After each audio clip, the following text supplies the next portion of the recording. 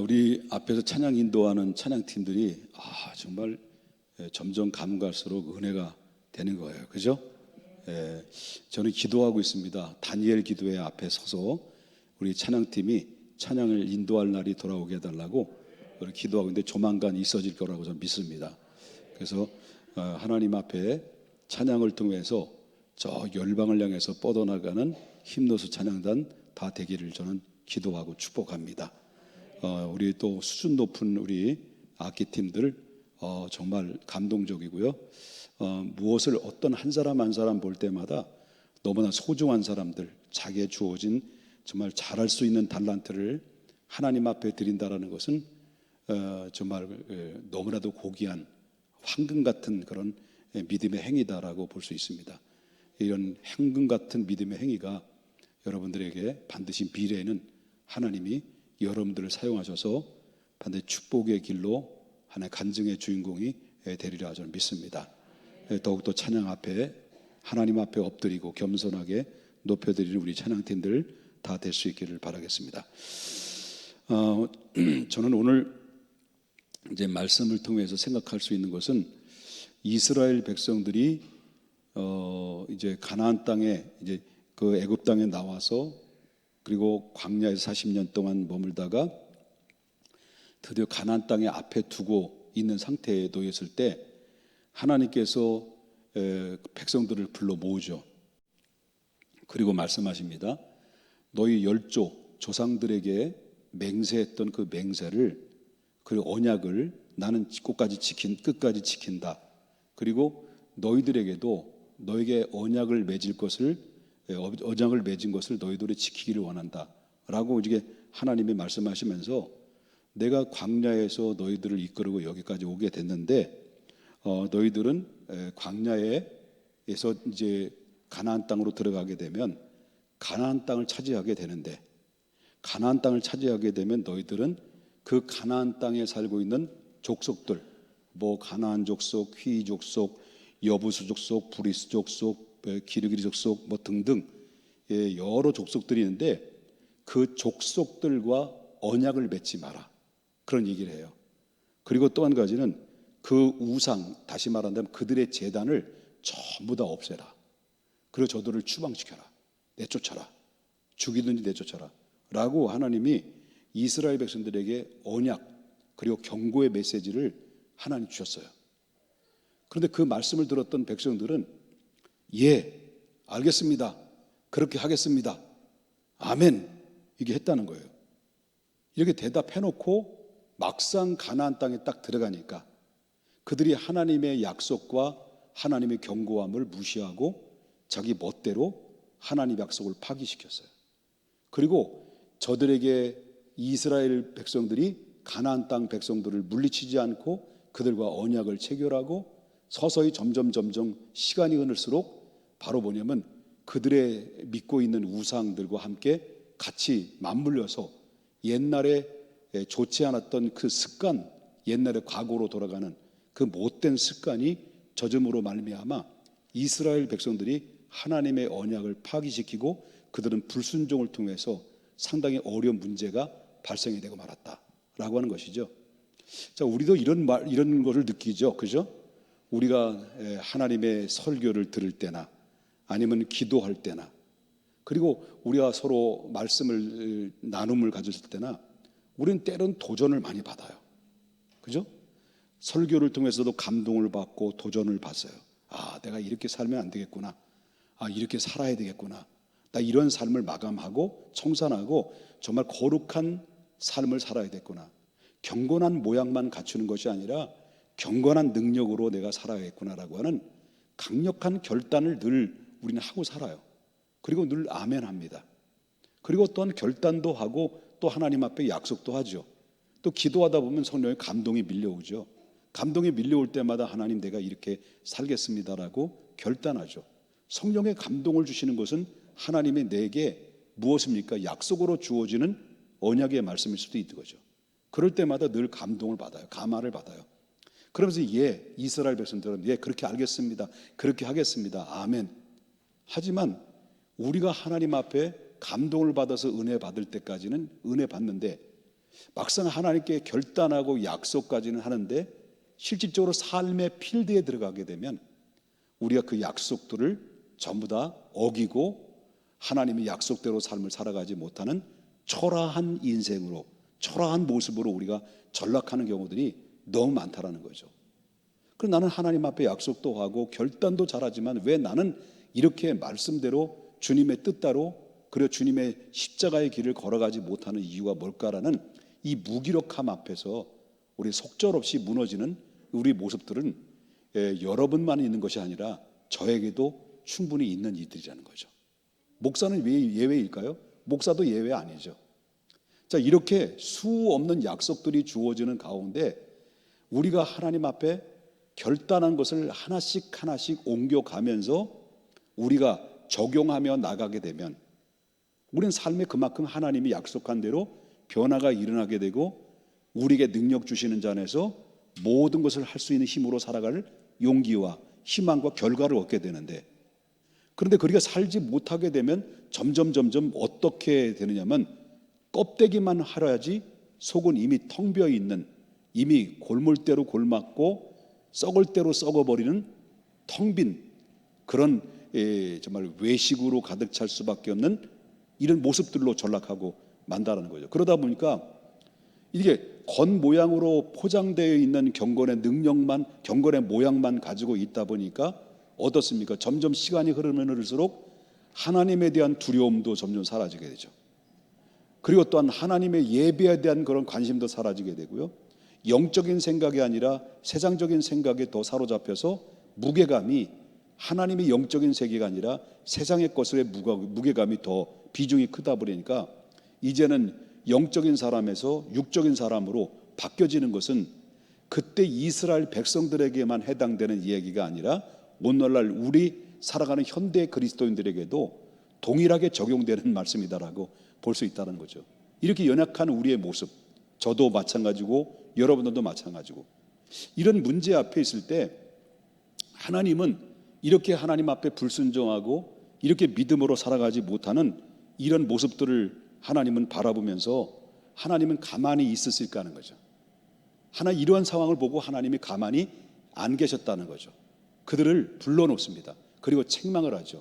그래서 오늘 보게 되면 1절을 보게 되면 이런 상황 앞에 있을 때 하나님이 이스라엘 백성들을 불러 모아서 뭔가 말씀하시는데 1절에 보니까 누굴 하나님이 보내냐면 여호와의 사자를 보내요.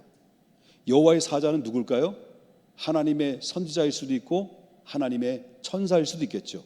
사자를 보내서 길갈에부터 복임으로 올라와서 말하되 너희는 애굽에서 올라오게 하여 내가 너희 조상들에게 맹세한 땅으로 들어가게 하였으며 또 내가 이르기를 내가 너희와 함께 한 언약을 영원히 어기지 아니하리니. 그 다음에 2절을 보겠습니다. 2절, 너희는 이 땅의 주민과 언약을 맺지 말며, 첫 번째 이 땅의 주민과 언약을 맺지 말라고 분명히 얘기했다. 그 다음에 두 번째는 그들의 제단을 어떻게 하라는 거죠? 헐라고 내가 분명히 얘기했다. 그리고 그렇지만 너희들이 어떻게 했느냐? 너희들이 내 목소리를 듣지 아니하였으니 어찌 그리하였느냐라는 그런 말씀하고 있는 거죠. 여기서 하나님의 말씀이 뭐냐면 어찌 그리하였느냐라는 질문이에요. 이스라엘 백성들에게 묻는 거예요. 어찌 그리하였느냐라는 거죠. 이게 굉장히 중요한 얘기죠. 하나님께서 언제 우리에게 잘못된 행위가 있을 때마다 하나님은 항상 우리의 양심을 통해서, 아니면 성령의 감동을 통해서, 아니면 사람을 통해서, 아니면 담임 목사의 설교를 통해서, 아니면 구역예배 말씀 나눔을 통해서, 어떤 환경을 통해서 이유든지 간에 하나님이 왜 그랬는지에 대한 이유를 하나님은 우리에게 묻고 있다는 거예요. 그리고 어쩌면 우리가 늘 감지하지 못하는 것이지, 영안이 닫히고 영권이 없고 영안이 닫히고 영원이 닫혔기 때문에 하나님이 우리를 향한 잘못된 부분을 지적하고 잘못된 부분을 하나님이 나에게 계속해서 알리시고 묻고 있는데도 불구하고 우리는 영적으로 민감하지 못하고 둔감하다 보니까 하나님이 우리에게 묻고 있는, 어찌하여 그리했느냐라는 그 묻고 있는 그 물음 앞에 우리는 감각 없이 아무런 반응을 하지 않는 무반응으로 보여지는 우리의 모습, 이런 모습들이 아닌가를 이제 보게 되는 거죠. 여러분 알다시피 인류의 시조인 아담이 하나님 앞에 죄를 짓자마자 하나님이 뭐라고 불렀어요? 아담아, 아담아, 내가 어디 있느냐라고 물었습니다. 네가 어디 있느냐? 여러분, 그 아담의 아들 가인과 아벨의 형제가, 가인이 아벨을 돌로서 죽였어요. 죽이고 난 다음에 하나님이 그 아벨에게 찾아와서 그 불순종하고 살인을 죄를 진 죄진 가인에게 찾아와서 뭐라고 뭡니까? 가인아, 가인아, 내 아우 아벨이 어디 있느냐라는 질문했어요. 이 말은 바꿔서 말한다면 오늘 본문에 동일한 말이죠. 너희 어찌하여 그리하였느냐라는 말과 다 동일한 얘기죠. 그러니까 다시 말한다면 왜 말씀을 순종하지 않았느냐? 왜 내 말을 신뢰하지 않고, 내 말에 대해서 신뢰하지 않고 내 말을 믿지 못하고 그렇게 불순종만 했느냐라는 질문이죠. 왜 약속을 지키지 않았느냐? 하나님은 언약의 하나님인데 너희들 일방적으로 왜 약속을 어기었느냐라는 이 물음을 하고 있다라고 하는 거죠. 자, 이 질문 앞에서 우리는 구차한 별명을 늘어놓을 수 없는 거죠.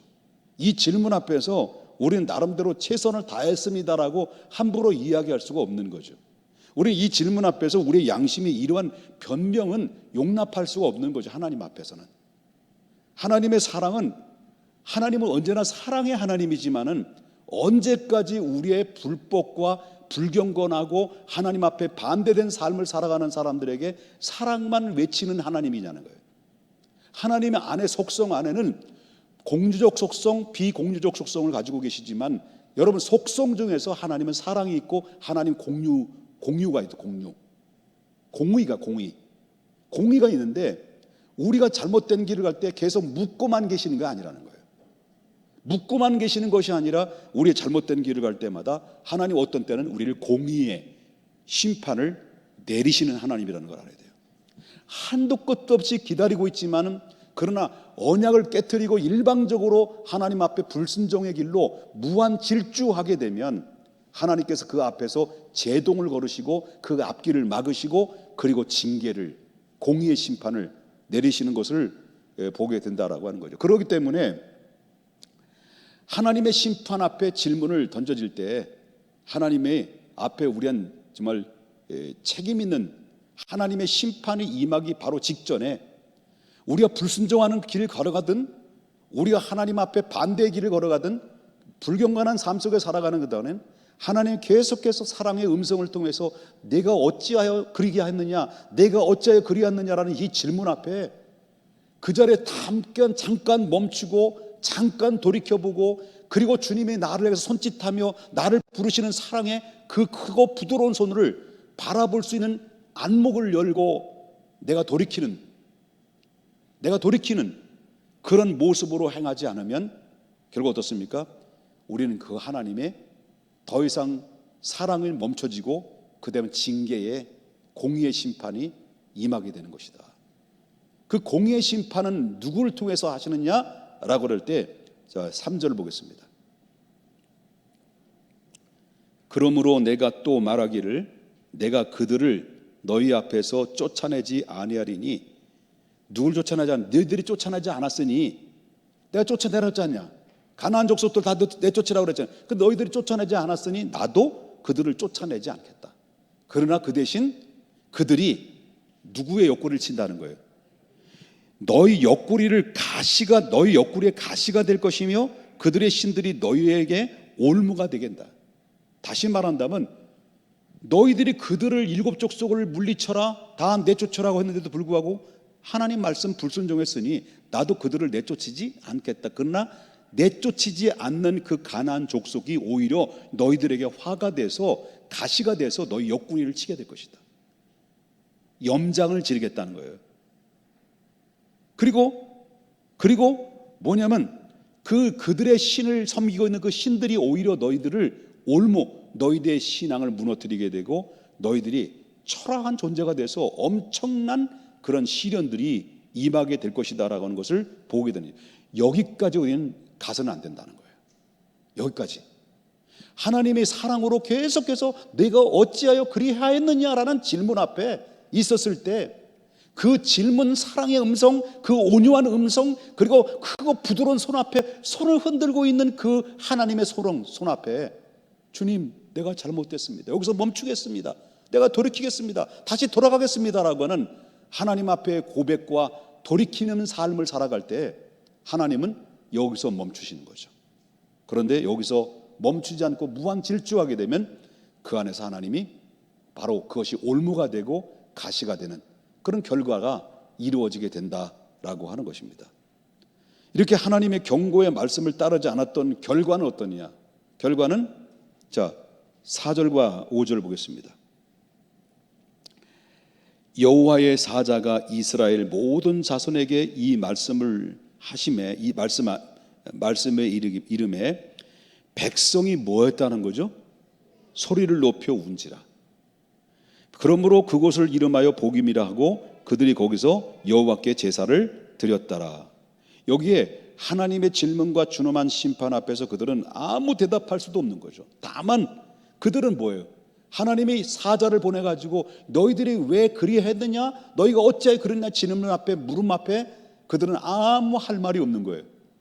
너희가 앞으로 그렇게 함으로 너희 앞으로 이런 일이 발생될 것이다라는 그 앞날의 고난과 그 시련과 그 가나안 족속들에 의해서 옆구리에 가시가 되는 이 모든 미래를 하나님이 바라보면서 안타까운 마음으로 심판을 선고했기 때문에 그들은 훗날에 엄청난 심판을 받게 되는 거죠. 이런 상황 앞에 그들은 그 준엄한 심판의 메시지 앞에 그들은 엎드려요. 그리고 통곡의 눈물을 흘리죠. 다만 그들은 뭐예요? 소리 높여 울 뿐입니다. 그러나 눈물이 어찌 그 어쩔 수 없는 눈물이죠. 어쩔 수 없는 눈물의 절망의 눈물이라기보다는 이 말씀을 듣고 이스라엘 백성들은 참회자의 마음으로 하나님 앞에 우는 거예요. 지금 참회자의 마음으로. 자, 이렇게 눈물을 흘릴 때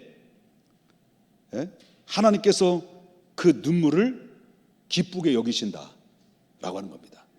중요한 것은 우리가 깨닫는 게 중요하고, 깨닫는 것보다도 더 중요한 것은 바로 뭐냐면 돌이키는 게 중요하고, 멈추는 게 중요하고, 그리고 주님 앞에 다시 돌아오는 게 중요한데, 그리고 주님 앞에 말씀의 지시함 따라 하나님 말씀대로 우리가 순종하는 자세가 더 중요한데, 여기서 이루어지지 않을 때는 하나님의 공의의 심판이 따른다는 이 명령 앞에 하나님의 심판의 메시지가 전달됐을 때, 그때 비로소 하나님 앞에 참회하는 마음의 단계까지 올라가서 내 눈에서 말할 수 없는 눈물로 통회하며 자복하며 회개할 때 하나님의 심판을 내리고자 하는 작정된 그 마음을 하나님이 돌이키시고 화가 변하여 복으로 역전을 시켜주시는 분도 하나님이시다는 거죠.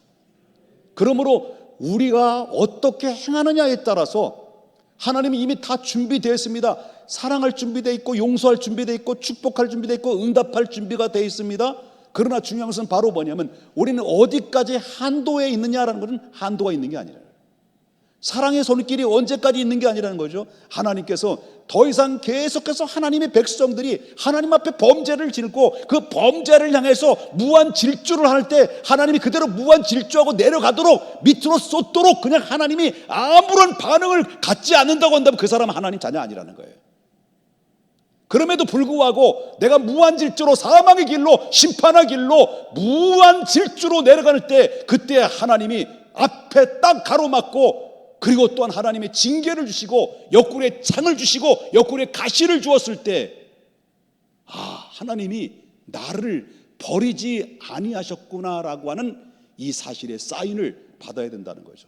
그래서 고난이라고 하는 것은 우리를 올바르게 인도하는 바로 진리의 채찍이다라고 저는 평가할 수 있습니다. 믿습니까?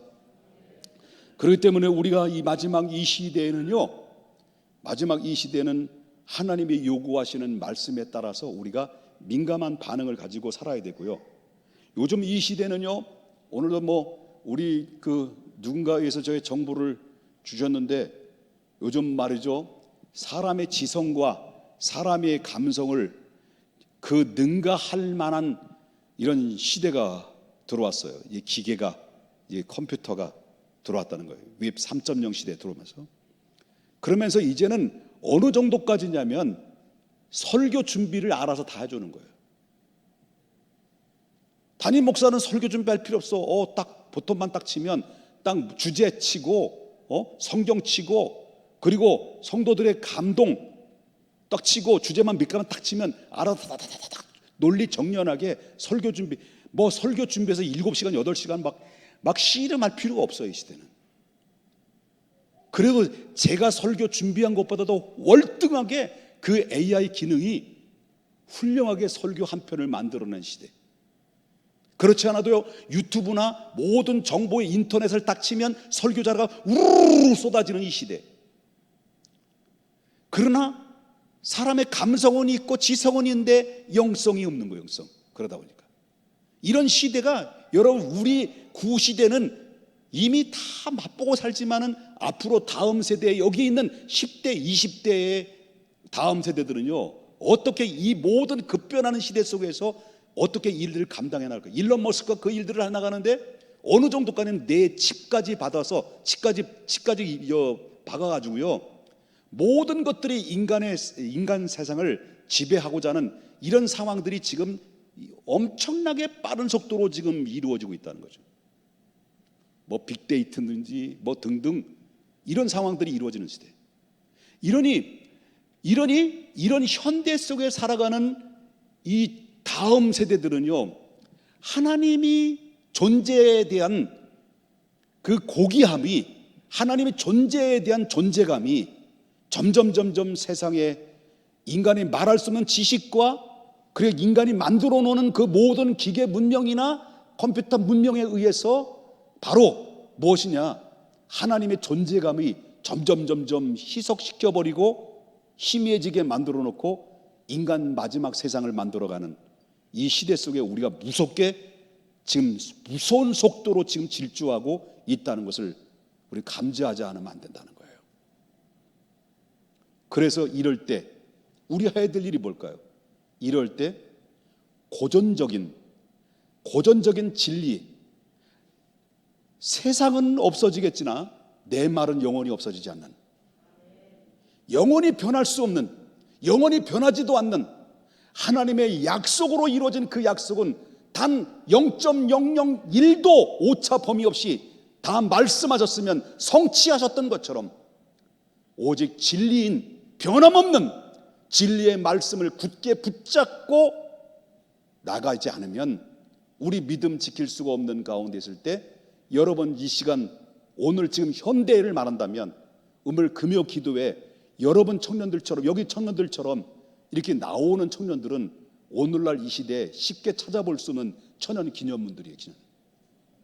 한번 스스로 내 자신에게 나는 천연 기념물이다 그렇게 한번 얘기 한번 해봐요. 얼마나 이쁜지 모르겠어요. 아멘이죠?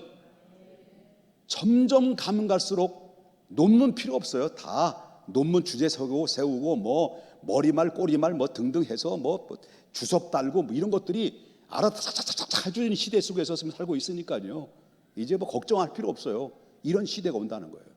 그러다 보니까 하나님의 존재감이 없어질 때, 이럴 때 그럼에도 불구하고 하나님의 숨겨놓은 엘리야 말고도 숨겨놓은 하나님의 사람이 오늘날 있던 것처럼 숨겨놓는 하나님의 준비된 영혼, 그리고 아합에게 절하지 않고 타협하지 아니한 하나님의 숨겨놓은 하나님의 백성인 그 백성이 현대가 아무리 변하고 급변한 가운데서도 그 숨겨놓은 하나님의 백성이 바로 저와 여러분이 되어야 될 줄 믿습니다. 거룩하신 하나님 아버지, 주님의